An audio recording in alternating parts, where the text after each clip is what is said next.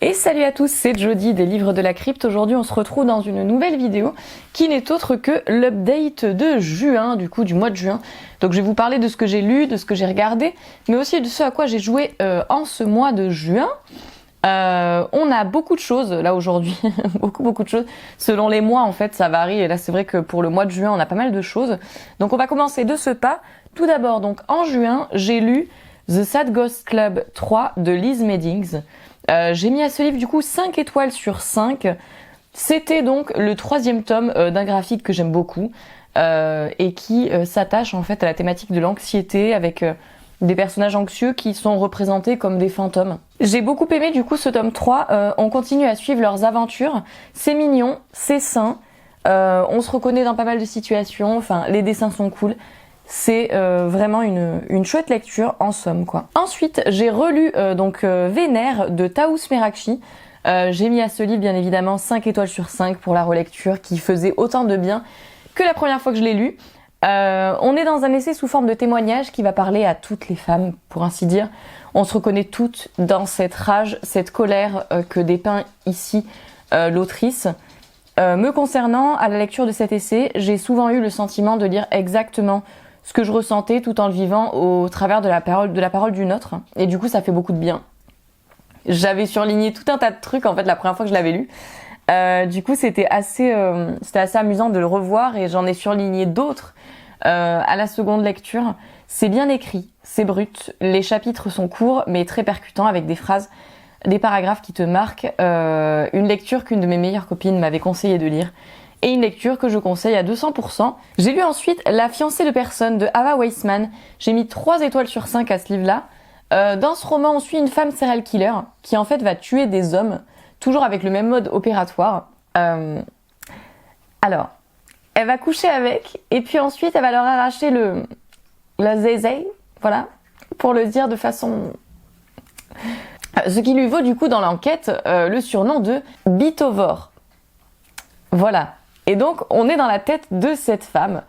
Et c'est un roman que j'ai trouvé intéressant en ce sens qu'on questionne ici, bien sûr, les violences faites aux femmes. On déteste les personnes chargées de l'affaire et d'enquêter pour trouver qui elle est parce qu'en fait, les enquêteurs eux-mêmes sont écœurants, giga homophobes, transphobes, bref, burk. C'est un roman cynique, je pense, qui se veut humoristique. Mais je suis quand même mitigée parce que j'ai trouvé qu'il y avait énormément de scènes de cucu, pour pas dire quasiment que ça, franchement, dans le bouquin. Et en plus, c'est des scènes de cucu assez violentes quand même. Donc c'était pas facile, j'ai eu beaucoup de mal des fois. Et j'ai trouvé que c'était assez répétitif au niveau de la narration. Ça m'a pas transcendé en somme. C'est un livre, je pensais lire un livre avec une femme serial killer, etc. et tout. C'était le cas, mais c'était pas forcément ce que je pensais, ce que j'attendais initialement en ayant lu le résumé, quoi. J'ai lu ensuite Nefando de Monica Ojeda. J'ai mis 3 étoiles sur 5 à ce livre-ci. J'avais lu Mâchoire et donc du coup je voulais continuer à découvrir des œuvres de Monica Ojeda. Ici du coup on est dans un court roman de 200 pages, super chelou. Mais super chelou, vous voyez, du genre que tu te dis tout au long de la lecture, what the fuck, qu'est-ce que je suis en train de lire? What the fuck, enfin, c'est vraiment ce genre de lecture un peu weird, vous voyez. Et en fait, ici... tout va tourner autour d'un jeu vidéo extrêmement malsain qui a été retiré du web parce qu'il possédait des contenus extrêmement violents. On est avec 6 colocs qui font l'objet d'une enquête et on suit cela au travers de divers formats, interviews, etc. Donc un livre un peu mix média quoi. C'est giga glauque, hein. On a des abus du coup sur les enfants, de l'inceste, de la torture, des violences sur animaux et j'en passe. Donc voilà, ceux qui sont sensibles, abstenez-vous quoi. C'est vraiment... vraiment. Abstenez-vous en fait. On y traite évidemment de nombreux traumas, voilà également. Je pensais en fait en m'y lançant que ce serait un truc de jeu vidéo étrange, mais en fait c'est plutôt le genre de livre où tu perds foi en l'humanité une fois que tu l'as fermé quoi. Vous voyez, c'est un peu ce genre de bouquin là. Pas un coup de cœur, j'ai honnêtement préféré Mâchoire de la même autrice, mais bon, c'était une lecture intéressante que je suis tout de même contente d'avoir fait quoi. J'ai lu ensuite le premier tome de Happiness de Shuzo Oshimi. J'ai mis 5 étoiles sur 5. Après Les Liens du sang, j'avais envie de lire autre chose du même mangaka. Donc je me suis lancée dans ce manga où on va suivre un jeune garçon qui se fait mordre par une vampire. Et ce qui va changer bien sûr dans sa vie suite à sa transformation. J'ai beaucoup aimé, c'était vraiment chouette, l'histoire m'a totalement happée. J'avais envie de connaître la suite. Les dessins sont cool aussi. C'était pas parfait, il y a une scène qui a un poil cringe, mais le reste du manga rattrapait le tout, quoi. Et en vrai, c'est anecdotique, hein. Franchement, c'est anecdotique. Je croise les doigts, j'espère que le personnage de la vampire prendra de la place dans les prochains tomes. Voilà, je pense que oui. Je pense que oui. Donc une très bonne lecture ici. Un autre manga que j'ai lu et que j'ai beaucoup aimé, j'ai lu La main gauche de Dieu, la main droite du diable de Kazuo Uematsu. 5 étoiles sur 5 donc. Avec un garçon qui va rêver que sa grande sœur se fait transpercer les yeux par un ciseau rouillé la nuit. Ils apprennent après s'être réveillés qu'un de leurs profs en fait a été entraîné par une énorme crue et donc ils vont voir avec leurs camarades ce qui s'est passé. Et là, le garçon qui a fait le rêve chelou avec les ciseaux rouillés, il va retrouver dans la vie réelle ces ciseaux rouillés. Et là, tout va partir en cacahuète. Voilà. Une autre lecture donc de ce mangaka très connu du manga d'horreur. J'ai lu énormément de mangas d'ailleurs de lui. Ici, j'ai trouvé ça extraordinaire. J'ai adoré. C'était un très gros coup de cœur. C'est totalement fucked up, je tiens à vous le dire. Et c'est le Kazuo Uematsu le plus flippant, trash, body horror et gore que j'ai lu jusqu'à maintenant. Les autres que j'ai lus à côté, ils sont beaucoup plus sages, beaucoup plus soft. Là, vraiment, c'était OMG. Donc bon, trigger warning pour les plus sensibles là aussi. Hein. Personne n'est épargné, pas même les enfants, comme souvent hein, d'ailleurs hein, chez Uematsu. Hein. Et là, le héros ici en est un. L'histoire est hyper prenante, très bien réalisée, assez originale. Je l'ai dévoré et les dessins sont dingues. J'ai très hâte de lire du coup la suite avec le tome 2 par conséquent. J'ai lu ensuite My Favorite Thing is Monster de Émile Ferris, le tome 2. Qui va bientôt sortir en français, ne vous inquiétez pas, ça va bientôt sortir en français. Là je vous le montre en anglais parce que moi je suis impatient, j'ai lu en anglais, mais ça va bientôt sortir en français. J'ai mis 4 étoiles sur 5 du coup, c'est la suite directe de moi ce que j'aime c'est les monstres, donc vous l'avez compris. Ici je l'ai lu en anglais. Alors dans le tome 1, on suivait une intrigue bien précise avec une sorte d'enquête policière sur un meurtre mélangé avec un récit tranche de vie de notre héroïne. En gros c'était ça le tome 1 quoi. Il y avait plusieurs genres en une seule BD. Et ici, j'ai vraiment juste eu le sentiment d'être transportée avec notre héroïne passionnée de monstres et son grand frère macho toxique alcoolique au travers de scènes sur diverses thématiques importantes. L'homosexualité, l'art, la perception du corps de la femme dans l'art, la Seconde Guerre, les secrets de famille hyper sombres, etc. Pour la date où se situe l'intrigue, on est toujours fin des années 60, donc on a un aperçu de ces années-là. C'était un deuxième tome beaucoup plus tranche de vie, quoi. Un peu moins dynamique que le premier en termes de récit, mais quand même percutant, hein, intéressant et très dense. Et les dessins, évidemment, m'ont autant subjugué que la première fois. C'est fou de voir tout ça réalisé au stylo bic. Enfin, c'est absolument prodigieux, sublime, quoi. J'ai lu ensuite un SP qui m'a été envoyé par Le Fruit Amer. Donc c'est une collection chez les Moutons Électriques. Que je remercie pour leur confiance. On est dans une collection qui va s'attarder principalement à des œuvres fantastiques, horrifiques, donc assez intéressant. C'est un livre qui sort en septembre et dont l'une des histoires a été adaptée sur Netflix sous le nom de Wounds. C'est un film voilà sur Netflix qui s'appelle Wounds. J'avais beaucoup aimé ce film personnellement. Je comptais lire le livre en anglais, donc je suis assez contente évidemment de pouvoir le lire traduit ici. C'est un recueil de nouvelles qui regroupe des histoires liées à l'enfer. Toutes ces histoires impliquent des personnages qui vont se confronter à des choses diaboliques de façon plus ou moins évidente. J'ai mis 4 étoiles sur 5 donc à ce livre. On a quelques éléments qui va les lier sur un même univers dans les nouvelles, donc c'est assez intéressant. On a un atlas étrange, de la sorcellerie, des démons, un chien, un téléphone rempli de trucs terrifiants ou encore des satanistes. J'aime beaucoup cette thématique en horreur évidemment, donc j'ai passé plutôt un bon moment. J'ai trouvé l'imagerie horrifique développée ici très intéressante, très recherchée, ce qui est assez cool. Certaines histoires étaient vraiment cool. Celle du barman, à mon sens, est la plus terrifiante, hein, avec son personnage principal plus qu'imbuvable, qui va naître un chaos affreux dans sa vie, suite à la découverte d'un téléphone. Et il y en a d'autres qui m'ont moins agrippée, comme c'est souvent le cas dans les recueils de nouvelles, quoi. C'était pas parfait à mon sens, car parfois je trouve cela nécessitait plus de développement. Ça aurait été encore plus cool, du coup, s'il y avait eu plus de développement à certains niveaux. Et puis les persos masculins, bon voilà quoi. Mais tout de même une lecture hyper intéressante avec un univers assez unique développé. Donc bon, voilà, ça a été. J'ai lu ensuite The Watchers de A.M. Shine.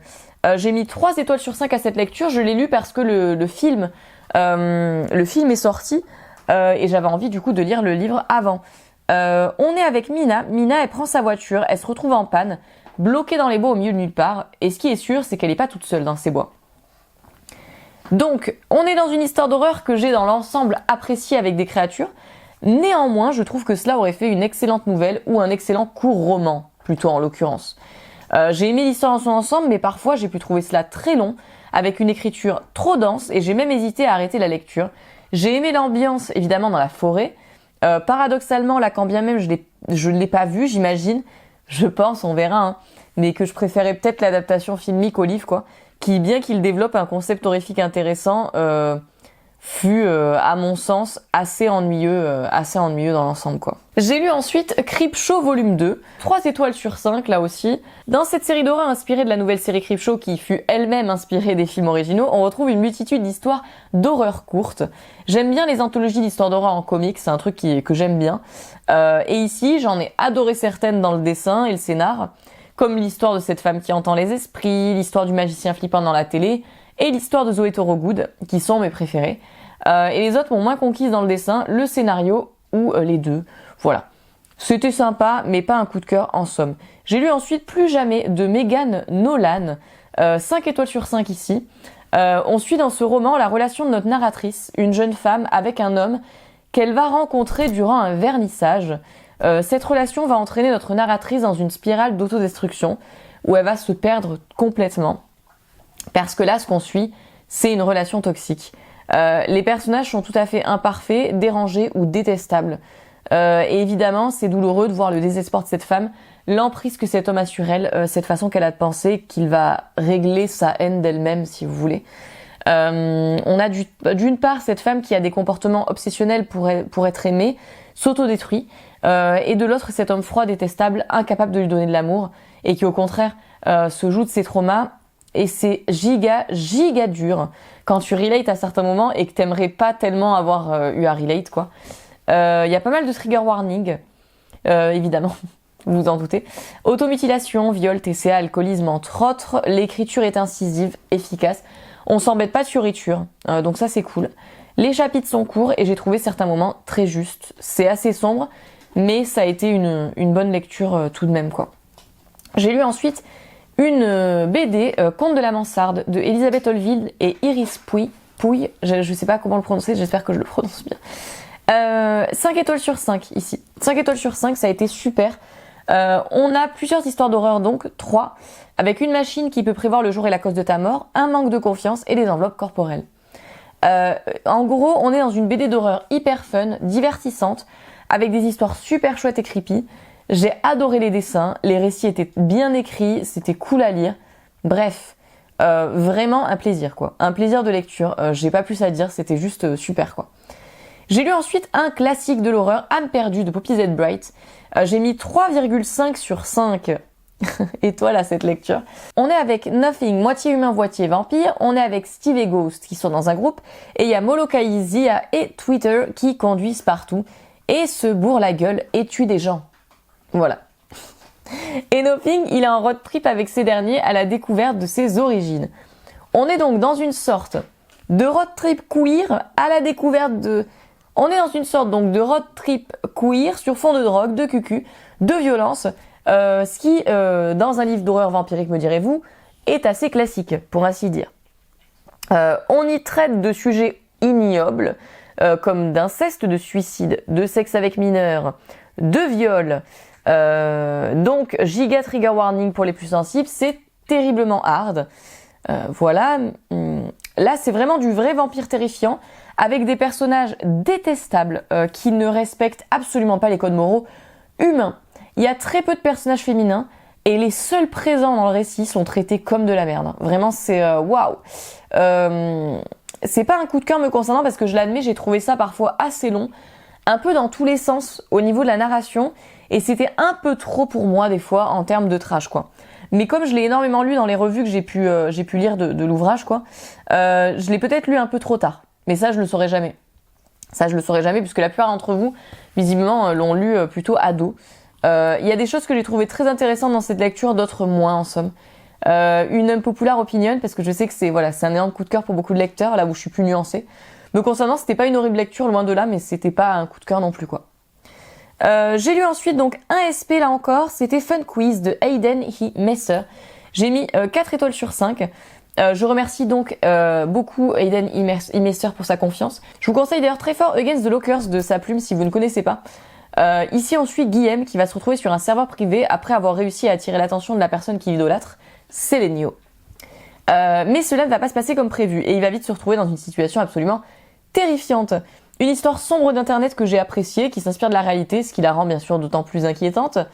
Ça met en lumière des sujets comme le comportement ignoble de certaines personnes en ligne, les dangers d'internet et le harcèlement en ligne.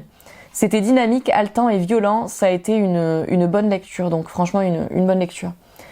J'ai lu ensuite un livre de non-fiction, c'était Anne au désir de Élodie Font. J'ai mis 5 étoiles sur 5. C'est un livre important à mon sens qui, par le témoignage de nombreuses femmes de tout âge, va venir constituer un tableau de l'intimité des lesbiennes. Tout cela bien sûr mêlé aux réflexions, aux sources citées et à l'expérience de l'autrice. On y parle d'énormément de sujets, notamment du coming out, du plaisir, du couple. C'est vraiment hyper intéressant, hyper complet et ça fait du bien. C'est vraiment chouette de pouvoir lire le ressenti de toutes ces femmes qu'on entend peu et que l'on voit peu représentées et de se reconnaître dans les mots écrits. C'est vraiment chouette. C'était une très bonne lecture donc que je vous conseille. J'ai lu, pour terminer du coup sur les lectures de cette update de juin, un énorme classique. J'ai lu 1984 de George Orwell. Je lui ai mis 3 étoiles sur 5. Ici, on est dans un récit très intéressant et glaçant sur le totalitarisme et tout ce que cela implique. Je pense que vous connaissez tous l'histoire. On est dans une société où Big Brother surveille tout. Les personnages évoluent dans un univers hyper restrictif sous surveillance et nous on va suivre Winston, qui est un personnage en désaccord avec le système. Bref. Je pense que vous connaissez tous le résumé de cette histoire parce que je suis la dernière qui ne l'avait pas encore lu jusqu'alors. Mais c'est fait maintenant, c'est fait. Bref. Et je pensais vraiment que j'allais adorer, mais je suis un petit peu plus nuancée. Là encore, c'était une unpopular opinion, bref. Bref, ok. On est dans un roman qui est découpé en 3 parties. On en a une première où nous sont présentées les règles, les tenants et aboutissants de la société terrible dans laquelle le personnage se trouve. Une seconde partie où il va rencontrer Julia et braver les interdits. Et une troisième partie où ils se font attraper. Donc c'est en 3 parties. La première partie, à mon sens, est haletante. La seconde, je l'ai trouvée un petit peu plus ennuyeuse et longue, à mon sens. Et la troisième est vraiment terrible, avec une fin glaçante. Voilà. Cependant, les bémols que j'ai donc, c'est évidemment ces longueurs que j'ai pu trouver dans le récit à certains moments, puisqu'à certains moments j'ai pu trouver cela un peu long, et le regret que j'ai dans ma lecture, effectivement, c'est j'aurais vraiment aimé être un peu plus dans la tête de Julia. Julia, c'est un personnage féminin qui est assez important dans le récit, et j'aurais adoré être dans sa tête. Parce qu'en fait, là, si vous voulez, Winston, il nous décrit les femmes durant le récit, franchement, c'est assez atroce, sa description des femmes. Il nous décrit comme stupides, traites, servantes du parti, nous dit dès le début qu'il les déteste dans cet univers. Il voit une inconnue d'ailleurs au début du récit et il va transférer sa haine du gouvernement sur elle en s'imaginant la violer et la tuer sauvagement parce qu'elle l'attire et qu'il peut pas la voir. Enfin, il y a le traitement d'ailleurs du personnage de Julia du coup est décevant en fait parce que t'as du mal à croire en leur relation de ce fait. On est dans un système d'oppression abominable qui, comme on le sait évidemment, souvent s'attaque aux femmes et il y a beaucoup de dystopies qui le montrent avec brio comme La Servante écarlate. Mais là du coup, effectivement, au vu de ce système, j'aurais aimé voir le point de vue de Julia en fait. Est-ce que c'est de la misogynie de la part de Winston ? Est-ce que si ce n'est pas ça, c'est parce qu'il y a une méfiance ambiante de tous, y compris vis-à-vis des enfants dans ce système totalitaire. Enfin, j'aurais adoré lire le point de vue de Julia. D'ailleurs, grâce à vous, j'ai appris qu'il y avait un livre qui allait sortir, une réécriture visiblement, qui va être écrit sous le prisme du point de vue de Julia. Donc j'ai vraiment très hâte de lire cela. Parce que voilà, moi ça m'a laissé un goût d'inachevé. Il y a, je sais pas, il y a un truc, c'est dommage quoi. C'était dommage pour moi. Bref, une lecture assez dure donc, même très dure, très dure. C'était très dur, franchement c'était très dur à lire. Je sais pas si j'ai choisi le meilleur moment pour le lire, pour ainsi dire. Qui nous montre du coup toutes les horreurs bien sûr d'une société totalitaire et donc qui m'a convaincue sur certains points et d'autres moins. Voilà, c'était très dur à lire, hyper anxiogène vraiment. Enfin, préparez-vous psychologiquement si comme moi vous n'avez pas lu ce classique et que vous vous y lancez quoi. Voilà. On passe donc du coup maintenant dans cette update aux films et aux séries. J'ai regardé, enfin là aussi, voilà, il y a des trucs que je regarde 1000 ans après les autres, c'est pas grave. J'ai regardé Suspiria sur Shadows. J'avais vu que le nouveau, moi, Suspiria. Je n'ai vu que le nouveau, qui est un coup de cœur absolu pour moi. Je l'adore. C'est un de mes films préférés. Vraiment, je l'adore. Le nouveau Suspiria, je l'adore. Et donc, du coup, je me disais, il faut que je regarde l'original quand même. Je veux dire, c'est quand même what the fuck. Et c'était un bon film. J'ai passé un bon moment, mais j'ai trouvé ça hyper intéressant de comparer les deux, pour ainsi dire. De comparer le nouveau et l'original. On est donc toujours évidemment avec cette personne qui arrive dans une école de danse et puis on s'aperçoit qu'il y a des choses très étranges, histoire de sorcellerie. Résumé assez grotesque, je l'entends, mais voilà, je vous fais le résumé le plus rapide qu'il soit. Et c'était vraiment, vraiment chouette comme visionnage, assez cool, mais très différent. Très, très différent. J'ai préféré le remake. Voilà, vous allez me détester pour ça, et j'ai préféré le remake. Voilà, c'est mon avis personnel là encore. C'est mon avis personnel, s'il vous plaît. Ne me shadez pas quand j'ai des unpopular opinions dans mes updates. Je suis juste une lectrice ou une spectatrice qui donc du coup a un avis. Mon avis n'est pas l'avis unanime. Voilà, je n'ai pas la science infuse. Je vous dis juste mon avis quand je vous fais ces updates. Bref. Donc, j'ai préféré le remake parce que ici, alors. C'est très différent en fait. C'est vraiment, j'ai trouvé que c'était deux œuvres assez différentes. L'original est plus gore, beaucoup plus gore. Très intéressant visuellement là aussi. Franchement, au niveau du visuel, c'était très intéressant là aussi. Et j'ai trouvé la fin un petit peu plus abrupte. Voilà. Mais sinon, j'ai passé un bon moment. Franchement, j'ai passé un bon moment. J'ai regardé un court-métrage là aussi sur Shadows. J'ai regardé Junior. De Julia Ducournau du coup. Dans Junior, on est dans un court-métrage où on va suivre si vous voulez, l'adolescence d'une jeune fille et tout cela va être traité sous le prisme du body horror. Enfin, c'était vraiment un bon visionnage, j'ai beaucoup aimé, c'était très chouette. Un bon moment pour ce court-métrage qui dure une vingtaine de minutes me semble-t-il. J'ai regardé ensuite Them, saison 2 sur Prime Video ou en français saison 2 sur Prime Video. Voilà, c'était génial, absolument extraordinaire. Visuellement, c'est sublime, c'est sublime, c'est sublime. Les acteurs jouent merveilleusement bien. On y traite de sujets extrêmement importants. Là, évidemment, on suit une enquête. Il se passe des trucs bizarres, etc. On est entre le thriller et le fantastique. Il y a quelque chose de... Enfin, c'est super. C'est super. Un petit clin d'œil à la saison 1. C'était absolument merveilleux. Merveilleux. On y traite de questionnements très très importants. Enfin, il y a beaucoup de choses qui sont explorées. Et c'est une série vraiment que je vous conseille si vous l'avez pas encore vue. Commencez par la saison 1, enchaînez sur la saison 2, mais c'est une série absolument extraordinaire. Voilà. J'ai regardé un film, là aussi, un énorme coup de cœur. Franchement, au niveau des visionnages, c'est pas mal. C'était pas mal au mois de juin. J'ai regardé Love Lies Bleeding. Love Lies Bleeding, c'est de Rose Glass. Je l'ai vu au ciné. C'était extraordinaire. C'était juste extraordinaire. C'était magnifique. C'était trop bien. On va suivre la gérante du coup d'une salle de sport qui en fait va avoir son destin croisé avec une culturiste qui veut aller à Vegas pour un concours, pour accomplir ses rêves. Et en fait, elles vont tomber amoureuses. Et leur amour, quelque part, va les entraîner dans une spirale de violence. Et en gros, on va suivre un petit peu tout cela. C'est un thriller extrêmement bien réalisé, magnifique, qui traite de thématiques là aussi très importantes. Les visuels sont juste fous. J'en ai pris plein la gueule, c'était extraordinaire, vraiment un film que je vous conseille fois 10 000, un chef-d'œuvre. J'ai regardé ensuite Five Nights at Freddy's, enfin, un film que j'ai bien aimé, que j'ai trouvé divertissant. Je n'ai pas tout le lore de Five Nights at Freddy's, donc compliqué pour moi de vous donner un avis évidemment tout à fait pertinent puisque je n'ai pas tout le lore, mais c'était un film que j'ai trouvé assez sympa. qui m'a fait penser un peu à Scooby-Doo, à Chair de Poule dans l'ambiance, je veux dire dans l'ambiance. C'était pas le cas, mais dans l'ambiance, vous avez compris. Très divertissant, très fun. J'ai retrouvé des acteurs, franchement, j'étais genre... What the fuck? Genre, l'acteur qui joue Sammy dans Scooby-Doo. Bon, il y a évidemment un acteur de Hunger Games également, mais je veux dire, vous avez compris. C'était un film divertissant, assez cool. Voilà, sympa, sympathique.